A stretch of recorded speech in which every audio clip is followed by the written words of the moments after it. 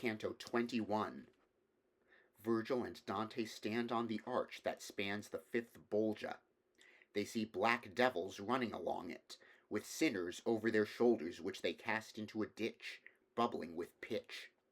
These are Barators, who sinned against the state and are now tormented by a company of pitchfork-wielding Malebranche devils. Dante hides while Virgil addresses their captain, Malacoda, declaring that heaven wills him and another to pass. The devils exchange obscene parting salutes as a team of them escorts the poets to a different bridge. The sixth one lies broken. From bridge to bridge thus, speaking other things of which my comedy cares not to sing, we came along, and held the summit, when we halted to behold another fissure of Malebolge and other vain laments. And I beheld it marvellously dark. As in the arsenal of the Venetians boils in winter the tenacious pitch, to smear the unsound vessels o'er again, for sail they cannot, and instead thereof one makes his vessel new, and one recalks the ribs of that which many a voyage has made. One hammers at the prow, one at the stern, this one makes oars, and that one cordage twists, another mends the mainsail and the mizzen.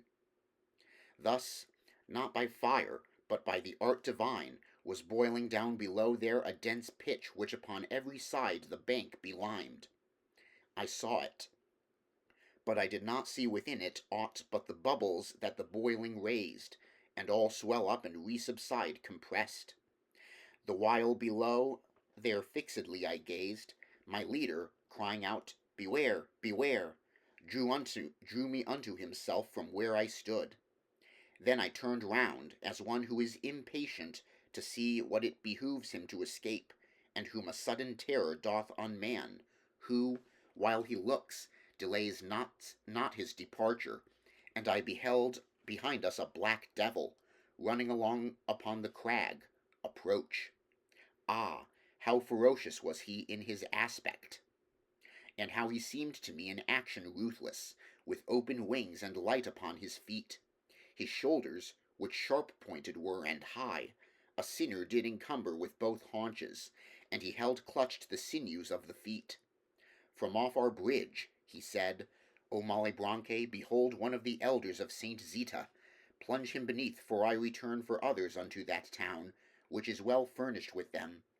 All there are Barators except Bonturo, no into yes for money there is changed. He hurled him down, and over the hard crag turned round, and never was a mastiff loosened in so much hurry to pursue a thief.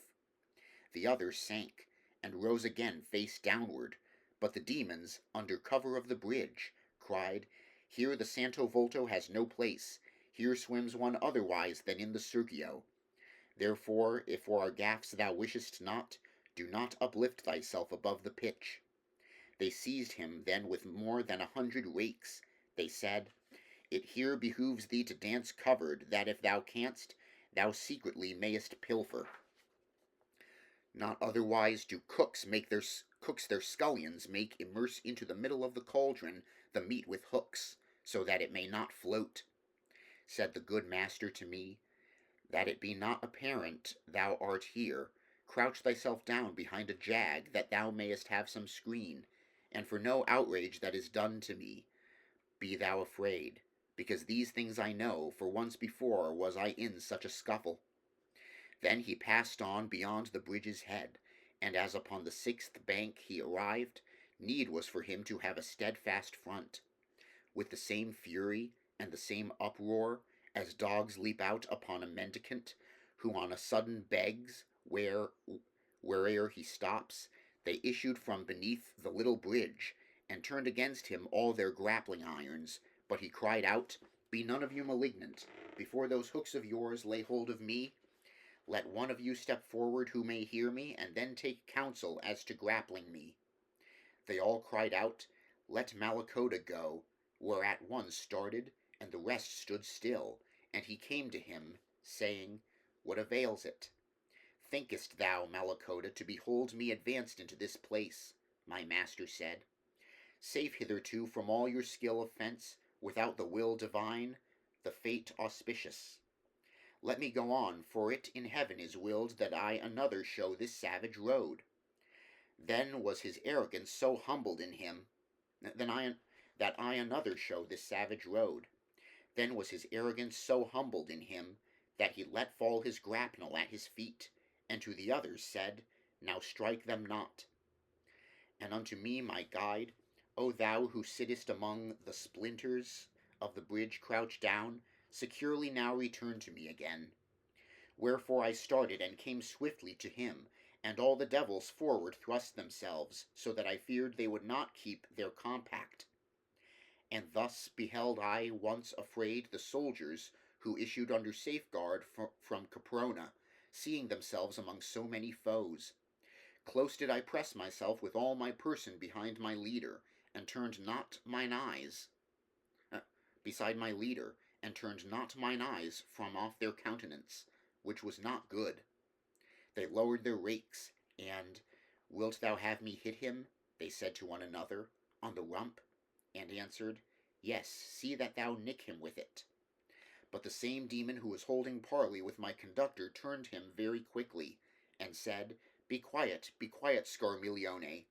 Then said to us, You can no further go forward upon this crag, because is lying all shattered at the bottom the sixth arch. And if it still doth please you to go onward, pursue your way along upon this rock. Near is another crag that yields a path. Yesterday, 5 hours later than this hour, 1,266 years were complete, that here the way was broken. I send in that direction some of mine to see if any one doth err himself. Go ye with them, for they will not be vicious. Step forward, Alicino and Calcabrina, began he to cry out, and thou, Cagnazzo, and Barbarica, do thou guide the 10. Come forward, Libicaco and Dragignazzo, and tusked Chiriato, and Graffiacane, and Farfarello, and mad Rubicante. Search ye all round about the boiling pitch. Let these be safe as far as the next crag, that all unbroken passes o'er the dens. O me, what is it, master, that I see? Pray let us go, I said, without an escort, if thou knowest how, since for myself I ask none. If thou art as observant as thy wont is, dost thou not see that they do gnash their teeth, and with their brows are threatening woe to us? And he to me, I will not have thee fear. Let them gnash on, according to their fancy, because they do it for those boiling wretches. Along the left-hand dike they wheeled about, but first had each one thrust his tongue between his teeth towards their leader for a signal, and he had made a trumpet of his rump.